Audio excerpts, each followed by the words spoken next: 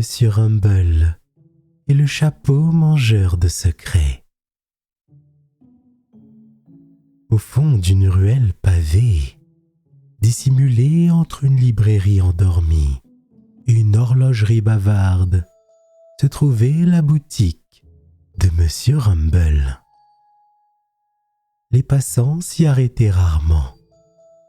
Pourtant, à travers les vitres tordues, on pouvait voir des centaines de chapeaux suspendus dans les airs, tournoyant doucement comme des papillons de feutre. Monsieur Rumble, un vieil homme à la barbe torsadée et au regard pétillant, connaissait chacun d'eux par cœur. Celui-ci, disait-il souvent, rend les rêves plus légers, et celui-là protège les pensées trop bruyantes. Un matin, alors qu'il astiquait un haut de forme qui chantonnait, un étrange colis arriva. Un chapeau noir, sans étiquette, sans explication, reposait dans une boîte de velours. Monsieur Rumble fronça les sourcils. « Oh, toi, tu ne viens pas d'un endroit ordinaire. » Le chapeau vibra doucement, comme s'il avait compris. La clochette tinta.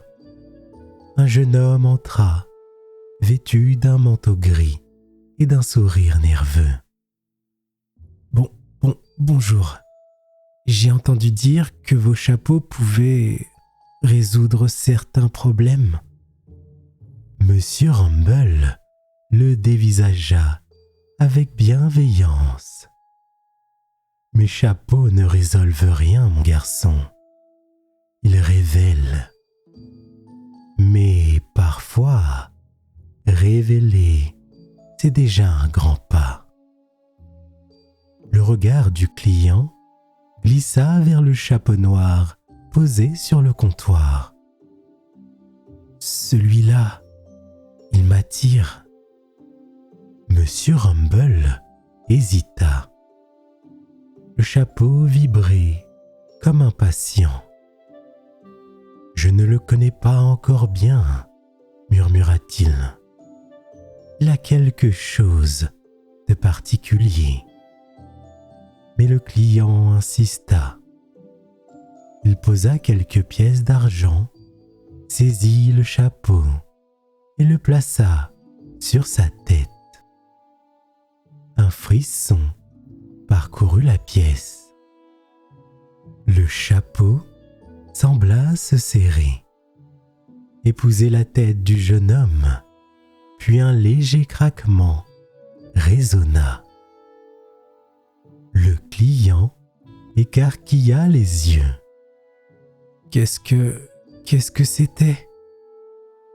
Monsieur Rumble sentit l'air devenir plus froid. Le chapeau brillait d'une lueur étrange, comme une encre vivante.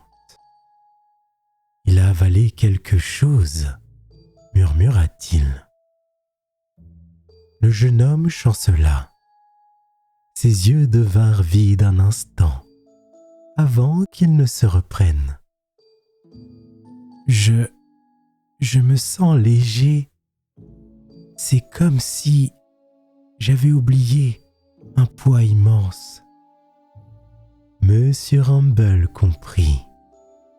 Ton secret, il te l'a pris. Mais le chapeau, lui, continuait de frémir, comme s'il avait encore faim. Les jours passèrent. Monsieur Rumble apprit bientôt que partout en ville, des gens perdaient la mémoire de certaines choses. Des rumeurs, des vérités, des souvenirs effacés, avalés. le vieil homme frissonna. Ce chapeau ne se contente pas d'un secret, pensa-t-il. Il veut tous les secrets. Une nuit, alors qu'il fouillait sa boutique, il entendit un murmure venir du chapeau noir.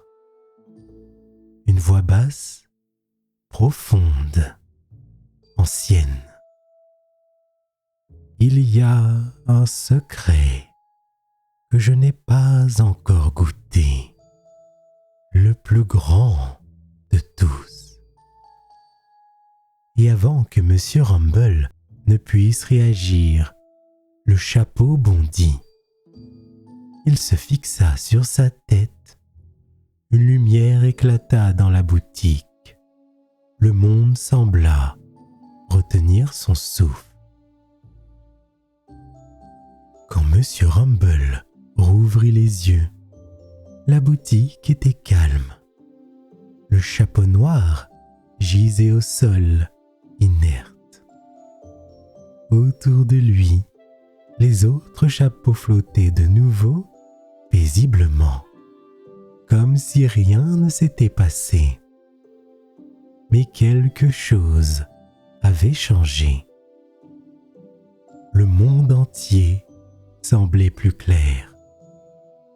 Les gens riaient plus fort dans les rues.